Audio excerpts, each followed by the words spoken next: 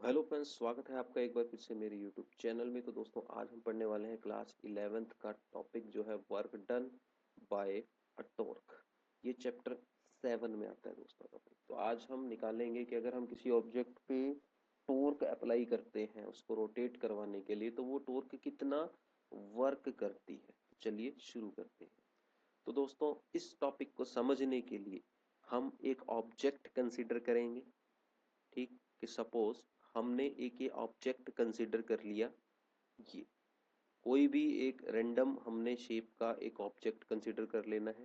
Suppose दोस्तों ये कोई ऑब्जेक्ट है और इस ऑब्जेक्ट में दोस्तों ये जो है हमारा यहाँ पे पॉइंट ओ, ये हमारा एक्सिस ऑफ रोटेशन है। ठीक है, क्या है ये हमारा एक्सिस ऑफ रोटेशन, मतलब जिसके अलोंग हमारा जो ये ऑब्जेक्ट है रोटेट करेगा। ठीक है, अब रोटेट कब करेगा ऑब्जेक्ट, जब इस पे टॉर्क लगेगी। टॉर्क कब लगेगी, जब यहाँ पे किसी भी पर्टिकुलर पॉइंट पे बच्चों फोर्स लगेगी। तो यहाँ पे बच्चों मैंने कंसीडर किया कि सपोज यहाँ पे ये एक पॉइंट था पी। ठीक है, क्या था, एक पॉइंट पी था जो एक्सिस ऑफ रोटेशन से कितनी डिस्टेंस पे है भाई, आर डिस्टेंस पे। कि ये जो पॉइंट है यहाँ पी, ये एक्सिस ऑफ रोटेशन से कितनी परपेंडिकुलर डिस्टेंस पे है भाई, आर।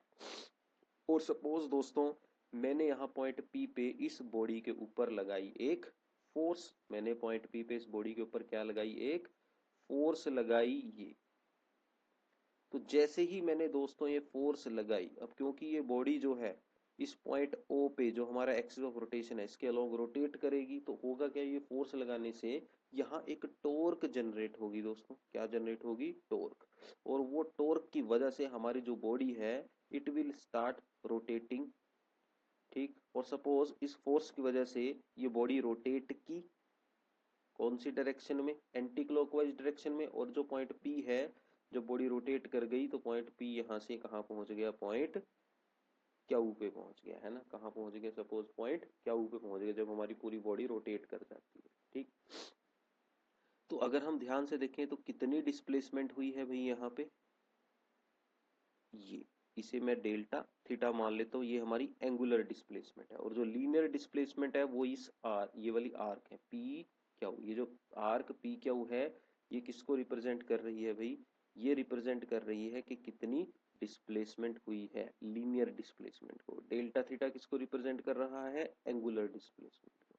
तो यहाँ पे दोस्तों जो टॉर्क लग रही है वो तो किसके इक्वल होगी, जो फोर्स लगी मल्टीप्लाई बाय जो परपेंडिकुलर डिस्टेंस थी, मतलब टॉर्क तो होने वाली है एफ इंटू आर। ठीक, अब हम निकालेंगे इस टॉर्क की वजह से जो वर्क डन हुआ। तो अब दोस्तों इस फोर्स की वजह से जो ये स्मॉल डिस्प्लेसमेंट हुई है, एंगुलर डिस्प्लेसमेंट डेल्टा थीटा, और लीनियर डिस्प्लेसमेंट पी क्यू। तो इस लीनियर डिस्प्लेसमेंट पी क्यू के लिए जो स्मॉल वर्क डन होगा वो क्या होने वाला है, स्मॉल वर्क डन। जितनी हमने फोर्स लगाई है, वर्क का फॉर्मूला सबको पता है, फोर्स इनटू डिस्प्लेसमेंट। तो जो स्मॉल वर्क डन हुआ है इस फोर्स की वजह से वो क्या होगा भाई, एफ इंटू ये जो सिंपल डिस्प्लेसमेंट हुई है पी क्यू। इसका मतलब अब हमें इस पी क्यू को निकालना है। पी क्यू यहाँ किसका क्या है, आर्क है। आर्क समझते हो ना, जैसे मान ली ये हमारी रेडियस होती है, जब हम ऐसे एंगल बनाते हैं कोई भी, तो इस यहाँ से लेके, जैसे ये पॉइंट पी है ये पॉइंट क्या हुआ है, इसे हम क्या बोलेंगे बच्चों, आर्क बोलेंगे। और यहाँ बनता है हमारा एंगल थीटा। अब थीटा का फॉर्मूला सबने पढ़ा है ना, आर्क अपॉन रेडियस। तो ये फॉर्मूला हम यहाँ यूज कर लेंगे।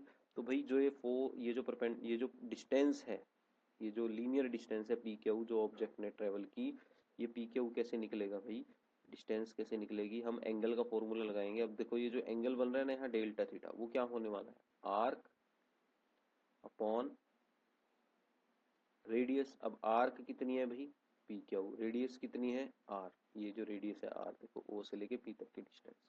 तो यहाँ से डेल्टा थीटा आ गया पी क्यू बाय आर। तो यहाँ से दोस्तों पी क्यू क्या आ जाएगा, डेल्टा थीटा इंटू आर। ये आर यहाँ से मल्टीप्लाई में चला जाएगा। ठीक है, तो पी क्यू की वैल्यू यहाँ पे रख देंगे दोस्तों इक्वेशन 1 में। तो हमारे पास वर्क डन आ जाएगा यहाँ से D W is equal to force into P Q. P Q की वैल्यू कितनी है अभी, डेल्टा थीटा इंटू आर। अब इसको थोड़ा सा मैं रीअरेंज कर लेता हूँ। तो जब इसको थोड़ा सा रीअरेंज करूंगा बच्चों तो मेरे पास आएगा D W is equal to F into R into delta theta. अब F इंटू आर किसके इक्वल है भाई? टॉर्क के इक्वल है। तो इसका मतलब हमारे पास जो स्मॉल वर्क डन आएगा वो क्या आएगा? यहाँ पे आ जाएगा F इंटू आर की जगह पे टॉर्क, और यहाँ पे ये हमारी आ गई angular displacement delta theta. So this is the formula for the work done by a torque. तो एक इसका फॉर्मूला आ गया बच्चों हमारे पास, टॉर्क ने जो वर्क किया किसी ऑब्जेक्ट को रोटेट करवाने के लिए। तो दैट मीन्स जो वर्क डन है बाय ए टॉर्क, हम क्या लिख सकते हैं उसको भाई? तो work done by a torque is equal to कितनी टॉर्क लगी है भाई, मल्टीप्लाई बाय एंगुलर डिस्प्लेसमेंट। कौन सी डिस्प्लेसमेंट लेंगे भाई? एंगुलर डिस्प्लेसमेंट लेंगे। तो ये ध्यान रखना है आपको कि अगर कभी भी टॉर्क का वर्क निकालना हो तो आप टॉर्क को किससे मल्टीप्लाई कर दो? एंगुलर डिस्प्लेसमेंट से। आपको क्या मिल जाएगा? वर्क डन मिल जाएगा। तो ये था आज का वीडियो। उम्मीद है आप लोगों को वीडियो अच्छी लगी होगी। अगर वीडियो अच्छी लगी तो जाने से पहले एक लाइक तो बनता है दोस्त, वीडियो को लाइक जरूर करें जाने से पहले। धन्यवाद, अपना ध्यान रखें, बाय टोलो।